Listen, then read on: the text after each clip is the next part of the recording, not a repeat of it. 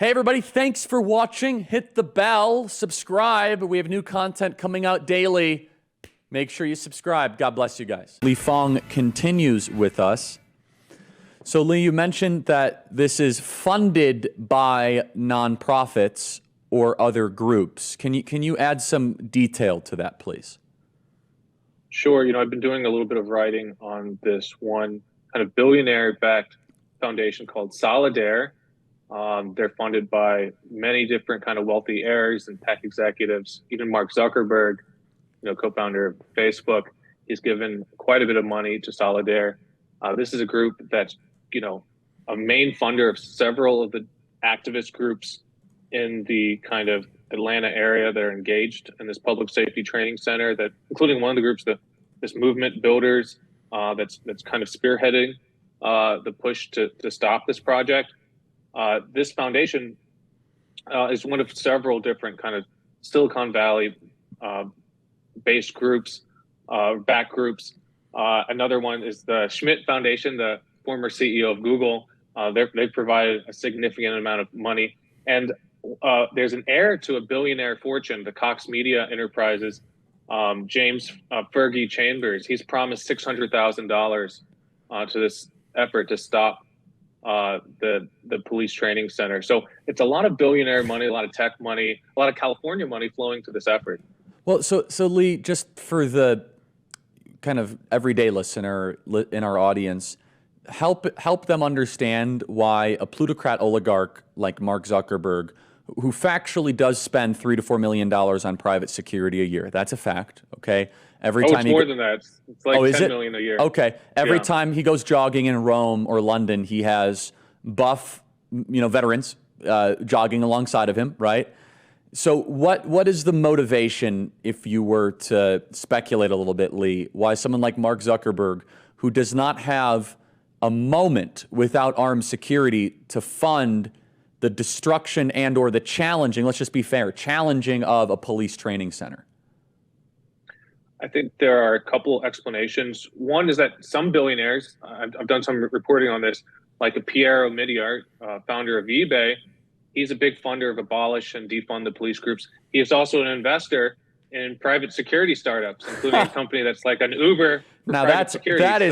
That is more cynical than I expected, Lee. I thought it would be an ideological answer. That's awful. Well, I think it's mostly ideology. I want to square that away. That's one conflict of interest that is interesting, and I think there are a few others in that regard. But overall, why do these billionaires in California and New York fund these abolish the police, defund the police efforts? It's a lot about social signaling. It's about employee relations. Some of these workplaces in Silicon Valley are very left wing.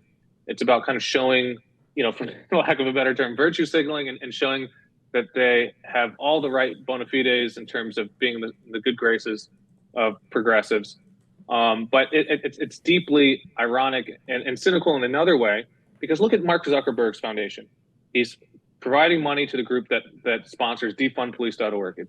He's providing money to Solidaire, which is providing training for activists to fight to abolish police and fight this police training center. But look at another donation from the Zuckerberg Foundation. He's providing money to the Redwood City Police Foundation. So he's defunding police all over the country, except for the police department near the Facebook headquarters. So it's for me, but not for thee, that type of thing. Yeah, and that's an unbelievably accurate yet simple talking point I hear so often. And it's also, I think, unbelievably evil to say that I'm okay with protecting myself, but I have to be lectured by Zuckerberg types about marginalized communities where violent crime is going up. I mean, it's going up in DC, it's going up in most urban areas, at least over the last couple of years. And I mean, I'm just visiting this website, Lee, right now. By the way, I just have to comment. There are so many left-wing 501c3, 501c4 social welfare NGO groups. I lose track of them. It's hundreds of different URLs. So defundthepolice.org, a one-stop shop for organizers and advocates looking for tools, resources, and trainings to divest from policing and to build safer communities. and it has legislative resources, budgeting tools, organizing resources, trainings, and events. And so you're telling me about 30 seconds, Lee, Mark Zuckerberg is funding this organization.